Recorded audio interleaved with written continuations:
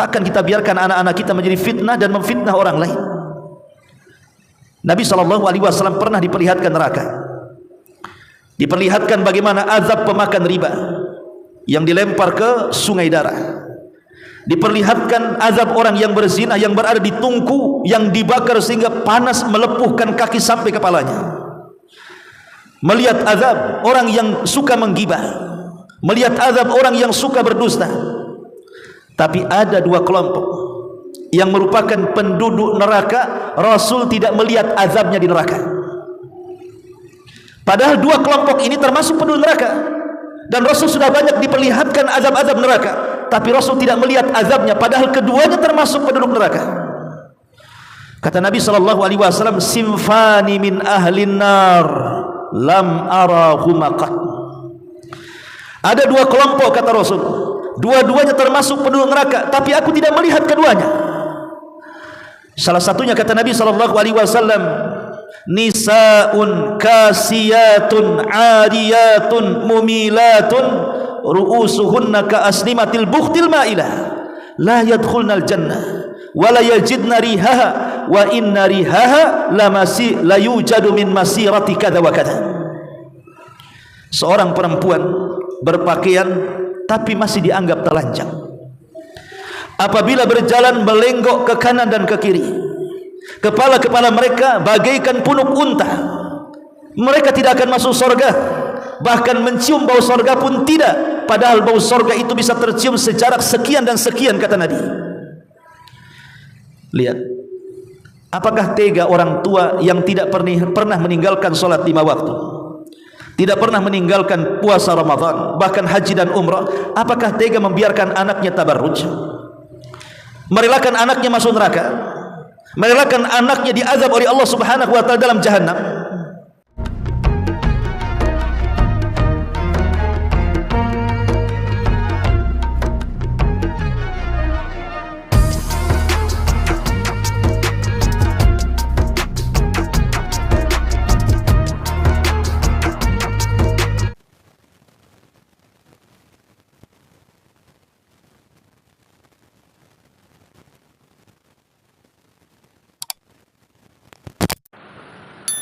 Siapa tiga kelompok yang terancam tidak akan masuk surga ini? Yang pertama, al-aqu liwalidaini, anak yang durhaka kepada orang tua. Yang kedua, ad-dayuth. Dayuth adalah kepala rumah tangga yang membiarkan kemaksiatan berada dalam rumahnya. Dan yang ketiga, al-mar'atu al-mutarajjilah, wanita-wanita yang menyerupai laki-laki. Dalam riwayat yang lain yang dikeluarkan Imam Ahmad dalam musnadnya, Nabi SAW mengatakan, innallaha harramal jannata ala thalathin, Allah akan haramkan surga bagi 3 kelompok. Al-aqu liwalidaini, pertama anak yang durhaka dengan orang tuanya.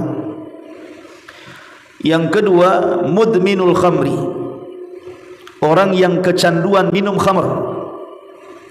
Dan yang ketiga, ad-dayuth alladhi yuqirru al-khabitha fi ahli baiti, dayuth yang membiarkan keburukan menimpa keluarganya. Ma'asyiral muslimin yang dimuliakan Allah Subhanahu wa taala, dalam 2 riwayat ini Nabi SAW mengancam beberapa orang dengan tidak akan masuk surga, artinya terancam dengan neraka. Siapa mereka? Kita akan fokus kepada yang ketiga, yang disebut dengan dayuth. Siapa dayuth ini?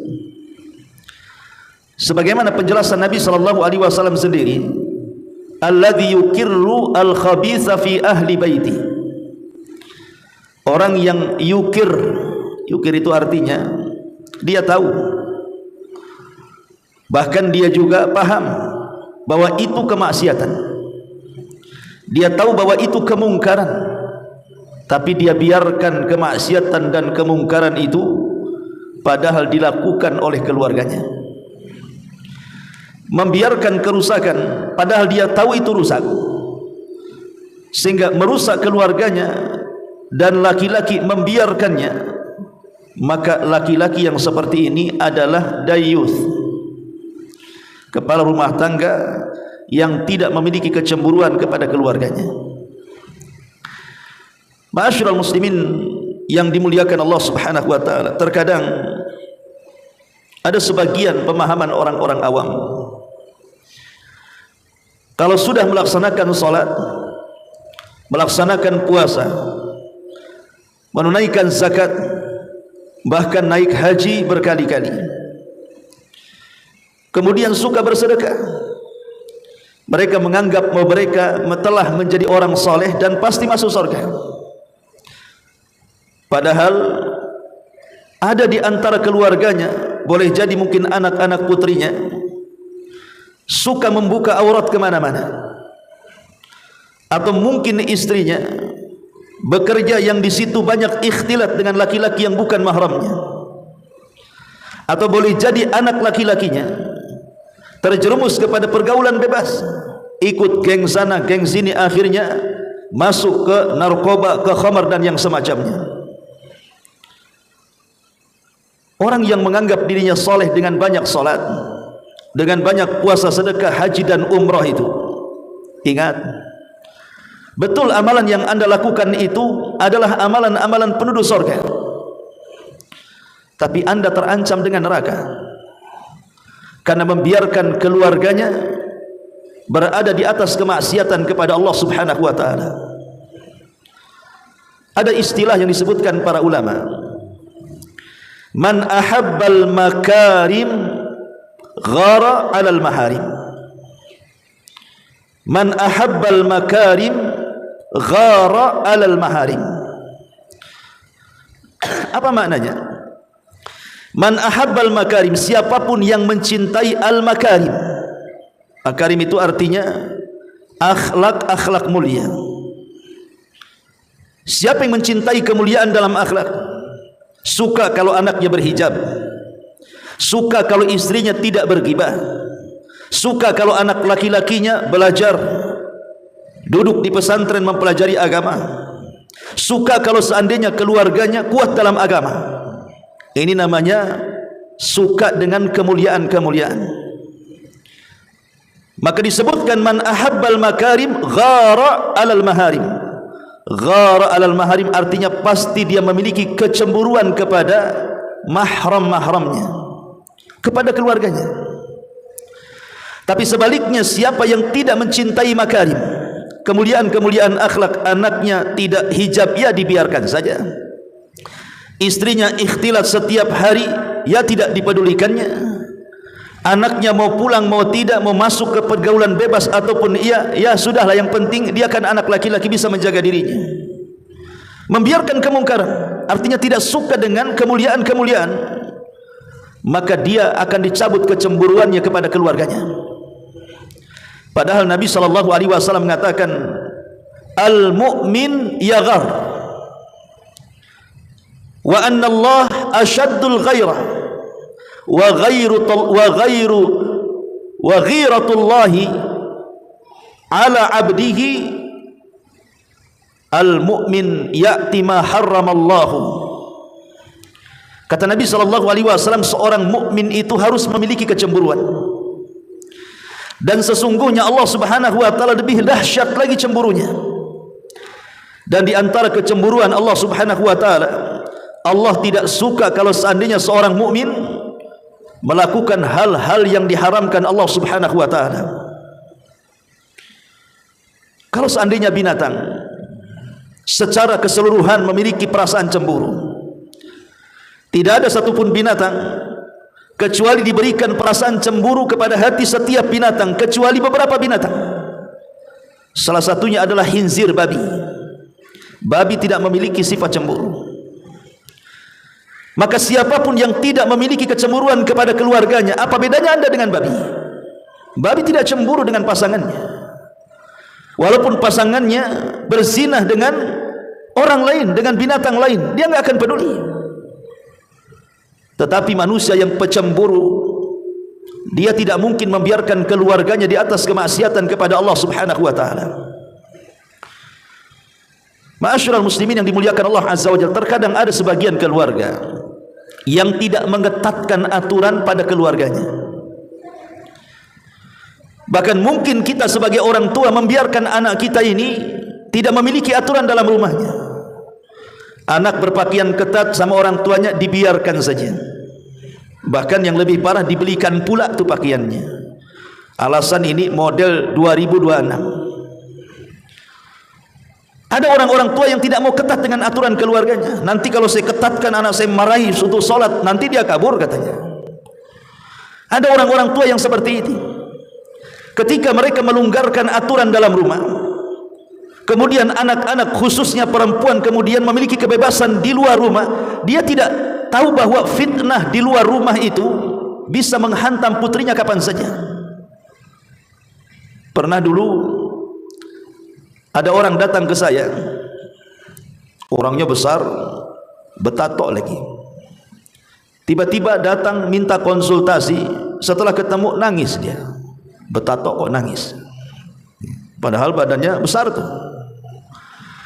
Jadi saya tanya, Pak, sebentar Pak, ada apa ini? Mudah-mudahan saya bisa memberikan solusi. Akhirnya dia cerita sambil menangis tentang anak perempuannya yang kabur dalam rumah tuh. Jadi anak perempuan ini mondok di pesantren di luar Batam sudah 2 tahun. Ketika penjengukan, entah kenapa anak ini ingin pulang ke Batam. Ketika sampai di Batam, belum sampai 1 minggu, rupanya anak ini bergaul dengan anak-anak pang. Padahal anak gadis, tahulah anak pang. Akhirnya setelah orang tuanya tahu, akhirnya anaknya dikurung, dikunci di rumahnya, nggak boleh keluar. Masa anak pondok kayak gini?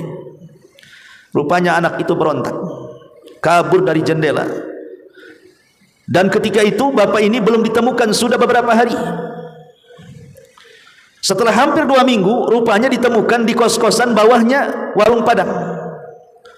Setelah anaknya dijemput, bapak ini menangis. Hijabnya sudah hilang, pakaian syar'inya sudah hilang, mulai banyak tindikan-tindikan di hidungnya, di telinganya, kemudian mulai dicap tato-tato dan lain sebagainya. Bayangkan mondok 2 tahun bisa hancur dengan 2 minggu. Begitulah fitnah di luar.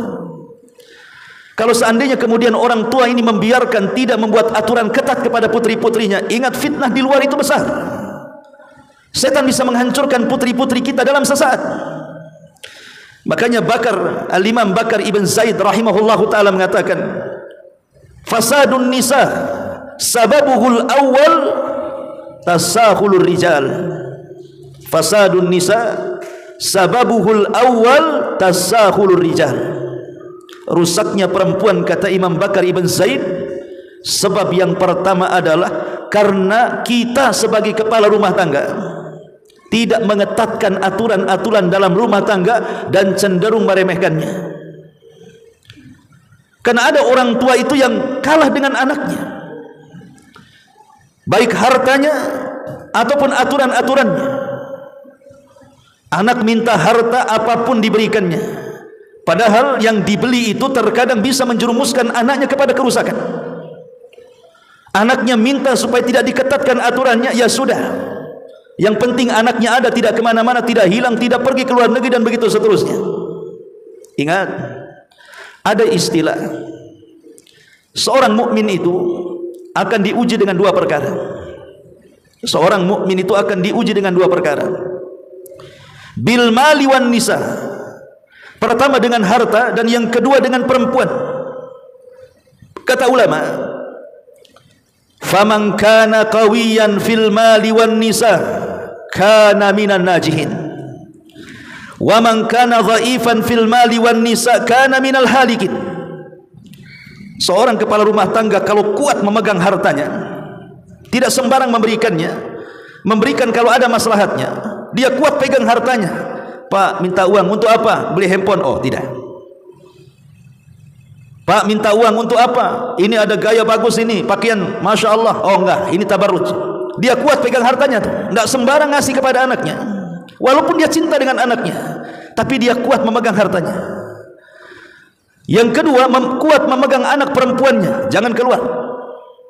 Kau sudah gadis, kau sering pakai pakaian yang bagus, jangan tabarruj. Hati-hati berkawan. Dicek handphonenya. Kau berkawan dengan siapa? Apa percakapannya? Kuat dengan perempuannya. Maka siapapun kepala rumah tangga yang kuat memegang harta dan perempuannya, dipastikan hidupnya beruntung. Tapi kalau lemah dengan hartanya, hartanya diberikan kepada anak-anaknya, walaupun sebenarnya untuk membeli hal-hal yang ada kemungkaran di dalamnya, dan dia tidak kuat dengan perempuannya, anak perempuannya kesana kemari, ya dibiarkan saja. Istrinya kesana kemari berghibah dengan tetangganya, ya tidak dihiraukannya, biarkan saja, enggak ada cemburu sama sekali. Fakana minal halikin, maka dia pasti hancur. Makanya pohon yang memiliki buah, kemudian diletakkan harimau di dekatnya, tidak ada satupun monyet yang berani mendekatinya. Kalau ada pohon penuh dengan buah, antum ambil harimau untuk menjaga pohon itu, kira-kira ada monyet berani mendekati? Enggak berani. Kalau kita pasang badan dengan anak kita larang kepada anak kita jangan sampai memasukkan orang-orang yang bukan mahram ke dalam rumahnya. Jangan sampai kemudian engkau bergaul dengan sembarang manusia. Kita garang karena itu demi kemaslahatan. Enggak ada orang yang berani mendekati anak kita. Saya masih ingat dulu, kalau habis liburan di pesantren, terkadang saya liburan ke Banyuwangi. Kebetulan ada saudara di Banyuwangi. Karena hidupnya di desa, daerah Rogo Jampi. Masuklah ke daerah Balak, nggak tahu nama desanya, masuknya lagi. Jadi terkadang sebulan 2 bulan hidup di daerah Rogo Jampi Banyuwangi itu. Saya lihat kehidupan mereka itu, kalau ada anak gadis, kemudian ada laki-laki yang datang untuk menghibur anaknya atau duduk-duduk bersama anaknya di malam minggu, itu orang tuanya senang, bahkan sengaja orang tuanya pergi. Artinya anaknya itu berarti laku. Tapi kalau seandainya malam minggu anaknya sendirian jemplang-jempling, enggak ada laki-laki yang datang ke rumahnya, sedih orang tuanya. Kenapa anaknya enggak laku? Saya masih ingat itu. Saya masih dulu tahun-tahun berapa baru masih mondok, masih ganteng, masih muda. Sekarang ganteng cuma tua. Tapi maksudnya di sini, kalau ini kemudian terjadi, tapi kan di zaman itu kan walaupun demikian kan adab malu, adab orang tua itu masih ada. Karena pergaulan bebas di zaman itu tidak seganas pergaulan bebas di zaman sekarang. Coba kalau sekarang terjadi seperti ini, orang tua membiarkannya, anak orang hamil semua. Ma'asyiral muslimin yang dimuliakan Allah Subhanahu wa taala, kalau orang tidak punya kecemburuan, itu kan merusak anaknya tuh. Makanya lihat hari ini terkadang ada orang belum menikah sudah hamil. Alasannya kalau nggak dihamilin nanti orang tuanya nggak setuju katanya. Ini kan konyol, ikhwan. Lah sebagai orang tua yang memiliki kecemburuan kepada keluarganya, maka berilah perhatian kepada mereka. Jangan sampai kemudian anak-anak kita, keluarga kita hancur dengan kemaksiatan kepada Allah dan kita membiarkannya. Ketika kita membiarkan, disitulah kita dianggap dayuth. Dan ingat, anak-anak yang kita biarkan bermaksiat kepada Allah, istri-istri kita yang kita biarkan melakukan kemungkaran kepada Allah, mereka tidak akan masuk ke dalam neraka sampai meminta kepada Allah, ya Rabb, masukkan ayahku ke neraka dengan sebab ialah kami rusak. Ya Rabb, masukkan ayah kami ke neraka dahulu karena sebab dia kami rusak. Lalu apa manfaat orang tua yang nampak soleh, solatnya iya, puasanya hajinya bolak-balik, kemudian juga sedekah dan baca Qur'annya oke, tapi membiarkan anaknya tabarruj, membiarkan istrinya bergibah dengan tetangganya, membiarkan anaknya jatuh kepada pergaulan bebas dan yang semacamnya. Lalu untuk apa ibadah-ibadahnya itu? Maka di satu sisi kita perbaiki diri kita dengan ibadah, tapi di sisi lain perbaiki juga keluarga, jangan sampai mereka masuk ke dalam neraka. Makanya Allah Subhanahu wa taala mengatakan, ya ayyuhalladzina amanu qu anfusakum wa ahlikum nara. Wahai orang-orang yang beriman, jagalah diri kalian dan juga jaga keluarga kalian. Selain menjaga diri, jaga keluarga. Karena seorang kepala rumah tangga yang tidak menjaga keluarganya dari kemaksiatan kepada Allah, maka dia termasuk kepala rumah tangga yang berkhianat.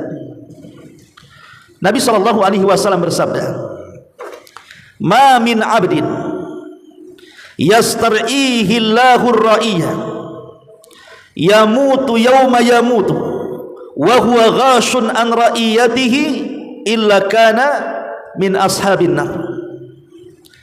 Seorang laki-laki, kata Rasul, yang diberikan titipan amanah untuk memimpin orang-orang yang di bawahnya, seperti kepala rumah tangga memimpin keluarganya. Kemudian dia meninggal. Saat dia meninggal, dia berkhianat kepada keluarganya, tidak mendidiknya, tidak mengarahkan ke agama, membiarkan kemaksiatan kepada Allah, dia biarkan berkhianat seperti itu. Maka Nabi SAW mengatakan, laki-laki itu termasuk penduduk neraka. Laki-laki itu termasuk penduduk neraka. Masyarul muslimin yang dimuliakan Allah Subhanahu wa taala, pertanyaannya, contoh-contoh laki-laki dayus itu seperti apa? Pertama, membiarkan keluarganya safar tanpa mahram. Membiarkan keluarganya safar tanpa mahram. Dibiarkan anak perempuannya karena kuliah di Jakarta, di Jogja, atau mungkin jauh dari sini, pergi sendirian, hanya diantar sampai bandara saja. Sudah masuk pesawat, udah. Atau mungkin istrinya pergi tanpa mahram, dibiarkan saja sama suaminya. Ingat, Nabi yang mengatakan, la tusafiril mar'atu illa ma'a dhi mahramin. Tidak boleh seorang wanita safar kecuali ada mahram. Artinya safar yang merupakan jarak safar. Kalau safarnya tidak dianggap jarak safar, ya mungkin dibolehkan, walaupun tetap dengan mahramnya lebih baik. Contohnya safar di Batam, istri antum dari Sekupang ke Batu Aji, istri antum dari Sekupang ke Batam Center, istri antum dari Sekupang ke Nagoya, sendirian, ya tidak masalah. Kenapa? Karena bukan jarak safar, sendirian pakai motor gitu kan. Tapi kalau sudah jarak safar, Tanjung Pinang, Tanjung Uban, Natuna ke sana ya, walaupun masih Kepri, itu kan sudah jarak safar. Kalau sudah jarak safar, maka berikan mahram dalam perjalanannya. Kalau seorang suami merelakan mereka pergi tanpa mahram, tanpa ada hajat dan kebutuhan, maka kita ini tidak memiliki kecemburuan kepada istri kita atau kepada anak-anak kita, membiarkan mereka diganggu manusia lainnya. Dayuth. Ini yang pertama. Yang kedua, terkadang membiarkan istri-istri kita, anak-anak gadis kita ini berobat. Tahu dokternya laki-laki, bukan perempuan. Makanya sebisa mungkin antum kalau ingin mengobati istri dan anak-anak perempuan, pastikan dulu cari dokter-dokter yang perempuan, biar tidak fitnah. Oh, di sana ada tuh dokter perempuan, pergi ke sana. Tapi untuk istri antum, bukan antum yang sakit cari dokter perempuan, lain itu ceritanya. Ya. Artinya bahwa untuk istri kita dan anak-anak perempuan kita, kecuali kalau tidak ada lagi dokter kecuali laki-laki, maka kita harus menemani dia. Temani. Kenapa? Bukan kita suudzon kepada dokter, bukan kita suudzon kepada dokter. Terkadang dokter itu juga memiliki etika. Pasti dia akan sopan dengan pasiennya, tidak mungkin mengganggu. Akan tetapi mimba bisa didariah, bahwa sebelum terjadi sesuatu, maka kita wajib wasilah-wasilah yang mengarah ke situ kita tutup. Karena bagaimanapun mencuri harta itu tidak lebih berat dibandingkan mencuri kehormatan. Man saraqal mal, siapa yang mencuri harta, ahwan, lebih ringan, mimman saraqal a'rad, daripada orang yang mencuri kehormatan. Kalau seandainya antum punya rumah, tiba-tiba kemudian datang perampok, habislah uang kita di berangkas, Dimakinya tidak perampok, kita maki. Kurang ajar perampok itu. Harta yang sudah saya kumpulkan raib pula di gondol maling. Yang satu lagi, dia tidak maling, tapi goda-goda anak gadis kita, sehingga kemudian berusaha mendatangkan fitnah dengan anak-anak gadis kita. Mungkin memandangi, merayu, menyentuh dan lain sebagainya. Itu namanya mencuri kehormatan. Mencuri kehormatan itu lebih dahsyat dibandingkan mencuri harta. Boleh jadi mungkin seorang wanita masuk ke dalam ruangan dokter, tiba-tiba dokter kemudian menyuruh membuka aurat dengan alasan untuk memeriksa, atau mungkin dokter meraba-raba dengan alasan memeriksa. Itu sama dengan mencuri kehormatan. Ma'asyiral muslimin yang dimuliakan, apakah kemudian kita membiarkan dicuri kehormatan istri kita sementara kita di rumah membiarkan saja? Temani. Ma'asyiral muslimin yang dimuliakan Allah Subhanahu wa taala, jangan sampai kita menjadi laki-laki dayuth. Ini contoh kedua. Contoh ketiga, suami yang sama sekali tidak memiliki kepedulian dengan keluarganya. Dengan kata lain, tidak bertanggung jawab. Mungkin dia mabuk, judi, nggak peduli dengan keluarganya, mancing berjam-jam, nggak peduli anaknya cemana hidupnya, yang penting mancing dari pagi sampai malam, besoknya gitu lagi. Padahal nggak ada ikannya, dia beli dari pasar ikannya itu, ngelabui keluarganya biar nampak mancing. Hobi itu tidak dilarang dalam Islam, tapi kalau sampai melalaikan keluarganya, hobi itu jadi bermasalah. Lah hobi kalau seandainya sampai menghancurkan keluarganya, maka anda dayuth. Ma'asyiral muslimin yang dimuliakan Allah Subhanahu wa taala. Atau contoh yang lainnya, membiarkan istrinya datang ke rumah tetangganya, tahu bahwa di rumah tetangganya itu tempat acara ghibah. Terkadang ghibahnya bukan sejam berjam-jam. Ini kalau sudah ke rumah si Anu, pasti acaranya ngerumpi nih. Lama tuh di situ tuh. Kita tahu bukan kita tidak tahu. Kalau kita biarkan kemudian istri kita bolak-balik ke rumah yang di situ tempat ghibah dan kita tidak melarangnya, maka anda dayus yang dilaknat oleh Allah Subhanahu wa taala. Membiarkan istrinya melakukan dosa.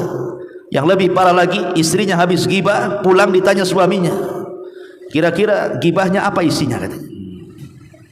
Akhirnya suaminya mendengarkan, menikmati, ikut nimbrung, nyambung ghibahnya ke rumah. Nah ini kan masalah ikhwan. Bukannya kemudian dilarang, kau jangan ke rumah itu lagi. Kalau seandainya aku lihat engkau ke rumah itu lagi, sudah, saya kawin lagi, umpamanya. Ma'asyiral muslimin yang dimuliakan Allah Subhanahu wa taala, intinya bahwa seorang suami harus tegas. Makanya tadi di awal dikatakan kalau seorang suami kuat memegang hartanya, tidak mudah memberikan keluarganya, karena tahu kalau seandainya dilonggarkan akan terjadi kerusakan. Ataupun kuat dengan perempuannya, baik istri atau anaknya, dengan membuat aturan-aturan ketat, maka pasti dia akan selamat. Tapi kalau longgar semuanya, tunggulah kebinasaannya. Ma'asyiral muslimin yang dimuliakan Allah Subhanahu wa taala, itulah diantara contoh-contoh dayus, dan banyak sekali. Keluarga, seorang kepala rumah tangga menceritakan urusan ranjang istrinya, itu juga dayus. Tidak boleh. Bahkan seburuk-buruk manusia menceritakan kondisi dalam rumah tangganya kepada orang lain, dayus. Ma'asyiral muslimin yang dimuliakan Allah Subhanahu wa taala, Nabi sallallahu alaihi wasallam satu hari dalam peristiwa Isra Mi'raj diperlihatkan sorga, bahkan masuk ke dalam sorga. Kata Nabi sallallahu alaihi wasallam, dakhaltul jannah fa idza ana biqasrin minadz dzahab. Aku masuk ke dalam sorga, tiba-tiba di hadapanku ada istana yang terbuat dari emas. Kemudian Nabi sallallahu alaihi wasallam bertanya kepada Jibril, liman hadza ya Jibril? Jibril, istana yang terbuat emas, dari emas ini milik siapa sebenarnya? Kata Jibril, istana ini milik Umar bin Khattab radhiyallahu anhu. Nabi kaget, oh ini istananya sahabatnya Umar radhiyallahu anhu. Penasaran, Nabi ingin melihat-lihat dalaman istana Umar itu. Saat melangkah menuju istana Umar, istana yang terbuat dari emas yang ada di sorga, tiba-tiba Rasul terhenti karena di depan pintu istana Umar itu ada bidadari yang sedang berdiri di situ menanti suaminya, maksudnya menanti Umar. Para bidadari itu menanti laki-lakinya yang masih di dunia. Nabi SAW ketika melihat bidadari langsung menundukkan kepalanya. Kemudian tidak jadi masuk. Kemudian Rasul pergi dari sorga dan keluar. Saat kemudian setelah melaksanakan peristiwa Isra Mi'raj, Rasul memanggil Umar dan mengatakan, ya Umar, Allah memperlihatkan kepadaku sorga dan Allah memperlihatkan kepadaku istanamu di sorga. Tapi saat aku hendak masuk ke dalam istanamu, aku terhenti dengan wanitamu, maksudnya bidadari yang merupakan hakmu. Dan itu bukan hakku, makanya aku pergi dari istanamu dan tidak sempat melihat-lihat dalamnya. Tiba-tiba Umar menangis dan mengatakan, a'alaika agharu ya Rasulullah, a'alaika agharu ya Rasul. Rasul, haruskah aku cemburu kepadamu wahai Rasul? Rasul, apakah haruskah aku cemburu kepadamu wahai Rasul? Kenapa kau tidak masuk saja hanya gara-gara bidadariku menghalangi pandanganmu, tiba-tiba engkau berpaling dan tidak mau melihat istanaku? Apakah aku akan cemburu gara-gara engkau mendekati bidadariku? Tidak, kata Umar. Apakah harus cemburu denganmu wahai Rasul? Padahal kalau seandainya Nabi SAW melihat istana dan melihat bidadari Umar di sorga, itu tidak ada yang diharamkan, semua halal. Tapi Nabi SAW menundukkan pandangan kemudian pergi untuk menunjukkan bahwa wanita itu bukan miliknya, tidak boleh didekati. Karena kita tahu bahwa fitnah wanita ini disepakati dalam hadis Nabi SAW sebesar-besarnya fitnah Bani Israel yang menghancurkan para ulama. Inna asyaddal fitnah li Bani Israilin nisa. Sesungguhnya fitnah yang paling besar kepada Bani Israel adalah perempuan. Betapa banyak ulama tumbang gara-gara perempuan. Takkan kita biarkan anak-anak kita menjadi fitnah dan memfitnah orang lain. Nabi SAW pernah diperlihatkan neraka, diperlihatkan bagaimana azab pemakan riba yang dilempar ke sungai darah, diperlihatkan azab orang yang berzina yang berada di tungku yang dibakar sehingga panas melepuhkan kaki sampai kepalanya. Melihat azab orang yang suka menggibah, melihat azab orang yang suka berdusta. Tapi ada dua kelompok yang merupakan penduduk neraka, Rasul tidak melihat azabnya di neraka. Padahal dua kelompok ini termasuk penduduk neraka, dan Rasul sudah banyak diperlihatkan azab-azab neraka, tapi Rasul tidak melihat azabnya, padahal keduanya termasuk penduduk neraka. Kata Nabi SAW, simfani min ahlin nar lam arahuma qat. Ada dua kelompok, kata Rasul, dua-duanya termasuk penduduk neraka, tapi aku tidak melihat keduanya. Salah satunya kata Nabi SAW, nisaun kasiyatun ariyatun mumilatun ru'usuhunna ka aslimatil bukhtil ma'ilah la yadkhulnal jannah wa la yajidna rihaha wa inna rihaha la yujadu min masirati kada wa kada. Seorang perempuan berpakaian tapi masih dianggap telanjang. Apabila berjalan melenggok ke kanan dan ke kiri, kepala-kepala mereka bagaikan punuk unta. Mereka tidak akan masuk surga, bahkan mencium bau surga pun tidak, padahal bau surga itu bisa tercium sejarak sekian dan sekian, kata Nabi.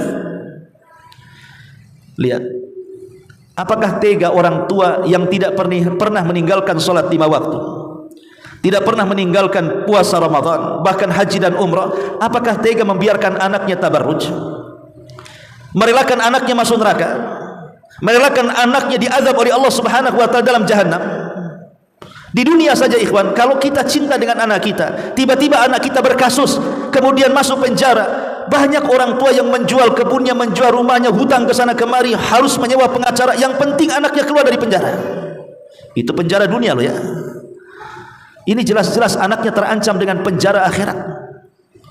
Dengan tabarrujnya yang Allah katakan wala tabarrujna tabarrujal jahiliyatil ula, dengan tabarruj jahiliyahnya, membuka auratnya, memfitnah laki-laki lain. Jelas nih anak perempuan kita ini terancam penjara neraka. Tapi banyak orang tua yang tidak berusaha untuk melindungi anaknya, seolah-olah ya sudah kalau masuk neraka nak silahkan masuk neraka, seolah-olah seperti itu. Tapi kalau penjara dunia habis-habisan dia supaya keluar anaknya. Akalnya di mana?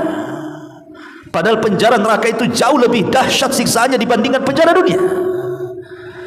Ini laki-laki kalau bukan dayus apa namanya? Makanya Nabi SAW mengatakan la yadkhulunal jannata dayyuth, tidak akan masuk surga seorang dayuth, kepala rumah tangga yang membiarkan keburukannya terjadi dalam keluarganya. Maka kalau kita diberikan anugerah oleh Allah Subhanahu wa taala istri yang saleh dan anak-anak yang saleh dan saleh, jaga mereka. Mereka itu aset kita. Allah Subhanahu wa taala mengatakan, "Walladzina amanu wattaba'athum dzurriyyatuhum biimanin alhaqna bihim dzurriyyatuhum." Orang-orang yang beriman yang menularkan keimanannya kepada keluarga besarnya, maka saat dibangkitkan mereka akan berkumpul dengan keluarga besarnya. Jadi saat dibangkitkan pada hari kiamat, manusia itu laksana laron dan belalang, pergi ke sana kemari, menjauh, tidak mau mendekati orang-orang yang pernah dekat di dunia. Saudara tidak mau dekat dengan saudaranya, anak tidak mau dekat dengan orang tuanya, orang tua tidak mau dekat dengan anaknya, dan begitu seterusnya. Kenapa? Yauma yafirrul mar'u min akhi wa ummihi wa abi wa sahibatihi wa bani likulli imri'in minhum yauma idzin sha'nun yughni. Pada hari di mana seseorang lari dari saudaranya, lari dari ibu bapanya, lari dari pasangan dan anak-anaknya. Kenapa mesti lari? Bukankah di dunia ingin bersatu? Kenapa di akhirat mesti lari? Seolah-olah ada ketakutan berjumpa. Ya, karena boleh jadi saat di dunia kita tidak menyempurnakan hak kita kepada mereka. Kita lalai dengan keluarganya, sehingga saat dibangkitkan takut mereka datang kepada kita mengambil pahala kita. Ayah, dulu engkau tidak mendidik kami. Ayah, dulu engkau membiarkan kami maksiat. Mana pahalamu? Takut diambil pahalanya, makanya dia lari menjauh keluarganya. Tapi orang-orang yang beriman saat di dunia, yang menularkan keimanannya kepada keluarganya, betul-betul al-amru bil ma'ruf wan nahyu anil munkar kepada keluarganya, maka saat dibangkitkan mereka tidak akan lari satu sama lain. Yang ada saat dibangkitkan suaminya di sampingnya, istrinya di sampingnya, orang tuanya di sampingnya, anaknya di sampingnya, minimal bisa meredakan rasa takut di hadapan Allah Subhanahu wa taala. Walladzina amanu wattaba'athum dzurriyyatuhum biimanin alhaqna bihim dzurriyyatuhum. Siapapun yang beriman kemudian menyebarkan keimanan kepada keluarganya, memberikan hak kepada keluarganya, tidak membiarkan maksiat dalam keluarganya, meminta untuk melaksanakan wajib dan melaksanakan yang sunnah, meminta agar menghindar dari yang haram dan juga berusaha menjauh dari yang makruh, betul-betul tanggung jawab dia tularkan kepada keluarganya, maka di akhirat keluarganya tidak akan pergi dari kita. Dan itu sedikit banyak bisa menghilangkan rasa takut saat dibangkitkan di hadapan Allah Subhanahu wa taala. Jadilah laki-laki yang tangguh, karena Rasul mengatakan kullukum ra'in wa kullukum mas'ul an ra'iyati. Semua kalian pemimpin dan kalian akan dimintai pertanggungjawaban atas kepemimpinan kita di hadapan Allah Subhanahu wa taala. Mudah-mudahan yang sedikit bermanfaat. Subhanaka wa bihamdika asyhadu an la ilaha illa anta astaghfiruka wa atubu ilaik. Allahu ta'ala. Assalamualaikum warahmatullahi wabarakatuh.